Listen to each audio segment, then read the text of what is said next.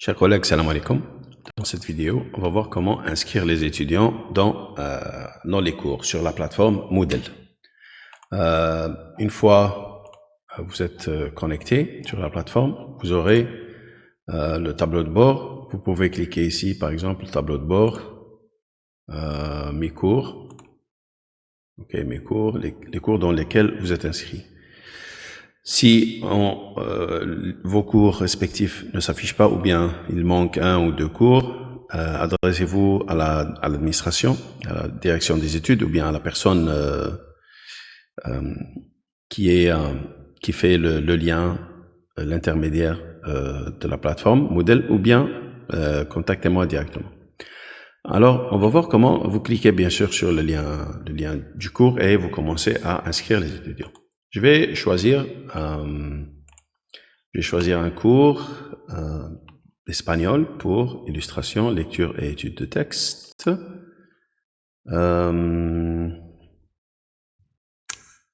Nachim. On va voir le fichier Nachim, lecture, étude de texte littéraire. Étude de texte littéraire. Étude de texte littéraire, espagnol, littérature espagnole, étude de texte littéraire, cycle littérature espagnole.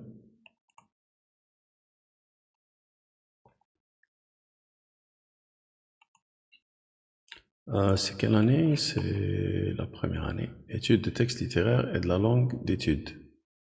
Bon, on va voir civilisation, par exemple. Civilisation.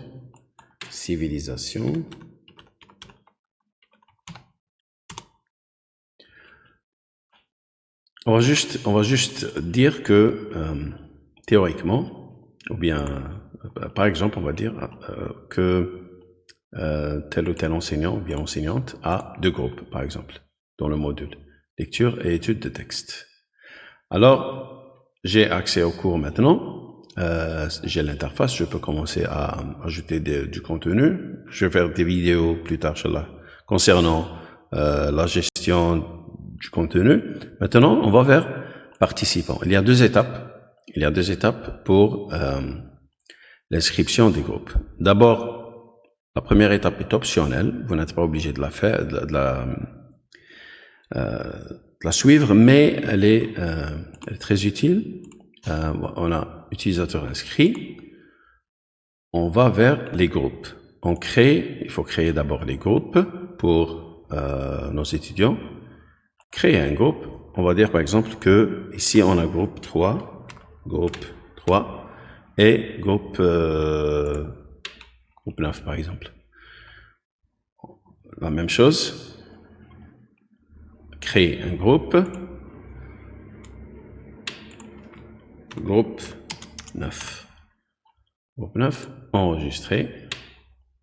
On vient vers participants. On clique une autre fois, une deuxième fois sur participants. Alors, pour faire ça, qu'est-ce qu'il faut faire? Ici, utilisateur inscrit, on fait sortir le menu, on cherche groupe. C'est bon, j'ai créé les groupes 3 et 9. Maintenant, je vais inscrire les étudiants. Alors, comment puis-je faire ça? On ne va pas utiliser cette méthode, inscrire des utilisateurs. C'est l'inscription manuelle, ça ne marche pas. Alors, ici, utilisateur inscrit, on choisit méthode d'inscription. C'est bon, on a inscription manuelle, anonyme, auto-inscription. On a désactivé l'auto-inscription et l'accès anonyme. On a activé l'inscription manuelle. Maintenant, on va activer la méthode synchronisation des cohortes. OK? C'est bon, synchronisation des cohortes. Alors, j'ai groupe 1, groupe 3 et 9.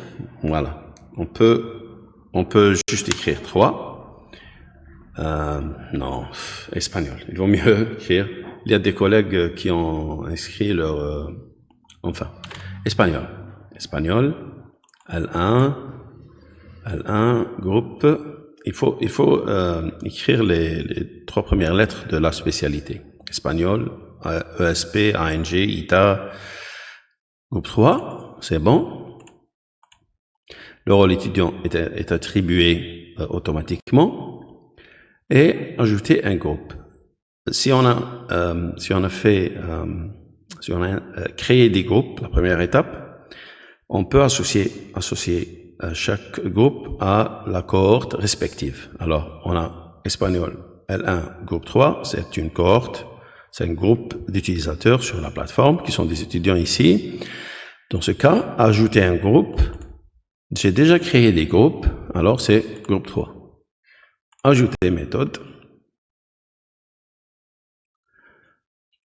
On va ajouter aussi groupe 9 en utilisant les mêmes procédures. Alors, ajouter méthode, synchronisation des cohortes.